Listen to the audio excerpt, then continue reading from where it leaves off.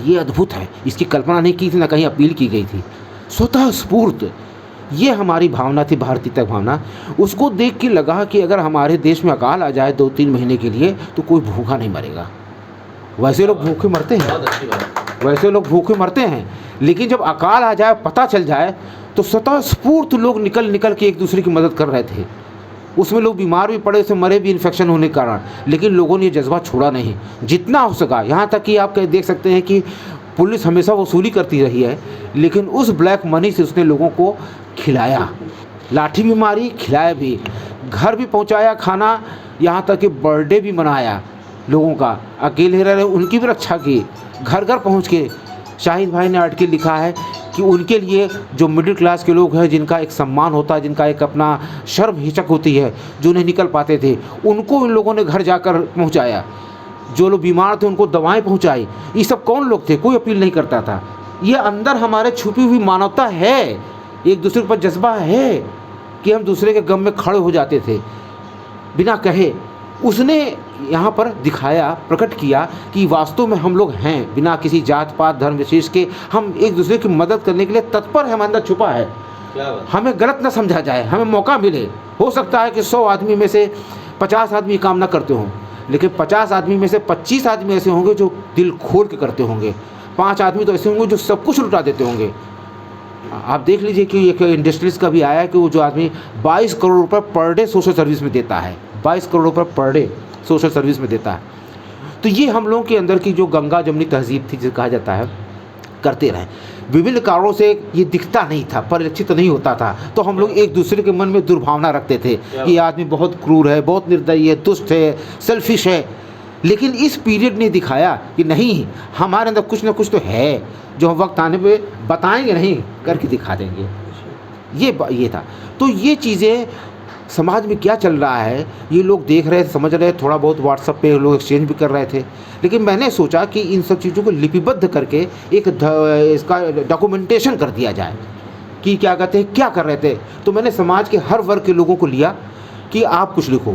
इसमें कुछ प्रतिष्ठित साहित्यकार थे और शेष लोग जो थे, जो नए लोग थे, जो बिल्कुल कम लिखते थे या जिनको बिल्कुल लिखना नहीं आता था, वो ऐसा मानते थे। लेकिन मैंने उनको प्रेरित किया क्योंकि उन्होंने देखा था ग्राउंड लेवल पर जाकर क्या हो रहा है। हम तो यहाँ से बैठ के सारी दुनिया के बारे में जानकारी नहीं ले सकते।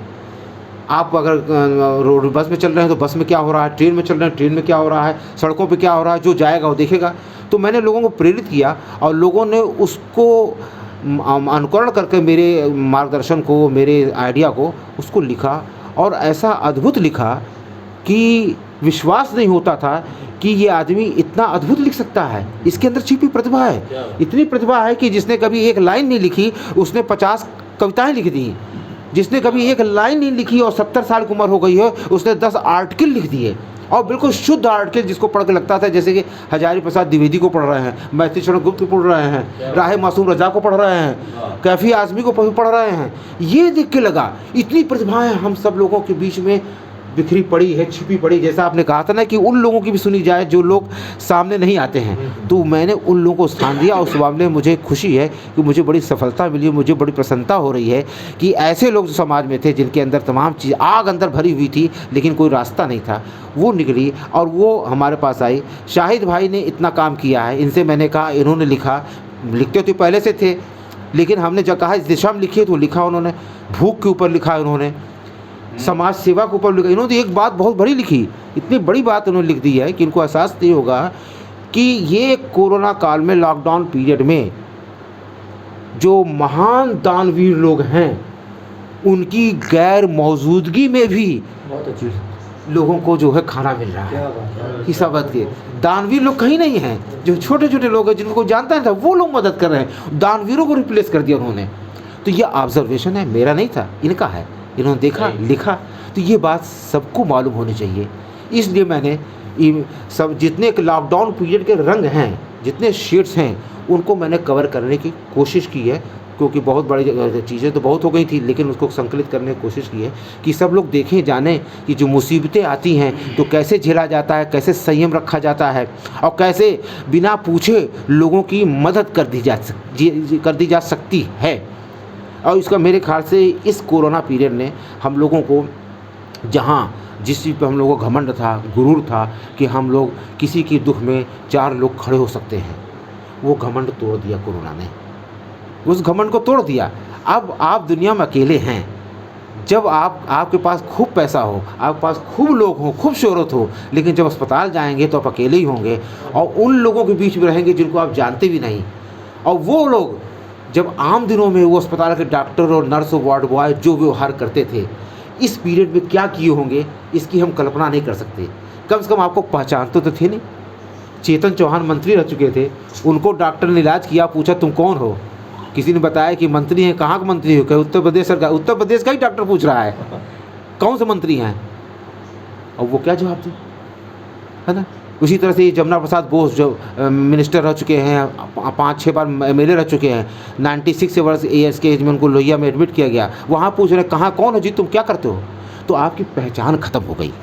अब आप हैं और आपका खुदा है सामने, बस और कोई नहीं है। उसमें भी बहुत से 99% से लोग ज़्यादा बच के आ गए ना, जब बच के आ गए इसका मतलब आप अपने पर विश्वास रखेंगे तो आपका अब जो है ऊपर वाला आपकी मदद करेगा। तो ये एहसास दिला दे कि आप अकेले हैं, अकेले रहिए, अभी तक अब साथ में थे। तो अकेले होने से आपके अंदर का जो है ताकत और बढ़ी, यानी आप अकेले जीत सकते हैं तो और लोगों की मदद भी कर सकते हैं ज़रूरत पड़ने पर। तो वो चीज़ इसमें हमने लाने की कोशिश की है कि सब लोग एक दूसरे को पहचानें, कब कौन किसकी मदद कर सकता है, किन हालात में हो सकती है और किन हालात में आप बहुत ताकतवर होकर भी अकेले पड़ जाएंगे। इसलिए अपने को गुरूर न करें। तो लॉकडाउन पीरियड में जो बहुत लंबा चला हमारे देश में, उसमें क्या क्या हुआ, तो मैंने इसका टॉपिक बनाया था मैं और मेरे आसपास। दुनिया की बात नहीं कर रहे हैं, हम अपनी बात कर रहे हैं कि हमारे परिवार में क्या हो रहा है और हम जितना देख सकते हैं। क्योंकि आज निबंध लिखे जाते हैं तो वैश्विक स्तर के निबंध लिखे जाते हैं, हम वैश्विक विश्व की बात नहीं कर रहे, हम सिर्फ इतनी बात कर रहे हैं जो आपके आसपास हो रहा है, ताकि छोटी छोटी बातें लोगों तक जान सके कैसे है लोग। तो मेरे ख्याल से मैं बहुत भाग्यशाली हूँ कि इतने लोग मुझे लेखक मिल गए जिन्होंने लिखा और उनको मैंने कंपाइल किया और वो पुस्तक के रूप में आ गई। अब इसको लोग पढ़ें, देखें, एक दस्तावेज हो गई है इस शताब्दी की, दस्तावेज है ये हमारा जो फ़र्ज़ था, क्योंकि मैं पत्रकारिता करता था और थोड़ा बहुत लेखन करता था तो मेरा फ़र्ज़ बनता था, वो मैंने किया। तो मैं बहुत आभारी हूँ आप सब लोगों का कि आप लोग यहाँ आए और थैंक यू। हाज़रीन, ये थे जनाब इसने मधु जी, जो बहुत अच्छे संपादक भी हैं और इनका एक अखबार भी है घूमता आईना, जिसके ज़रिए तमाम समाज की छुपी हुई बातों को बाहर लाने का काम करते हैं। और इसके ज़रिए और अभी आपने बहुत अच्छे विचार रखे इस किताब में, कैसा कैसा किन किन लोगों का कैसे कैसे लिखे हुए आर्टिकल को इकट्ठा किया है और इस लेख के ज़रिए लोगों तक पैगाम पहुंचाना चाहते हैं। अभी बहुत उम्दा बात इन्होंने कही।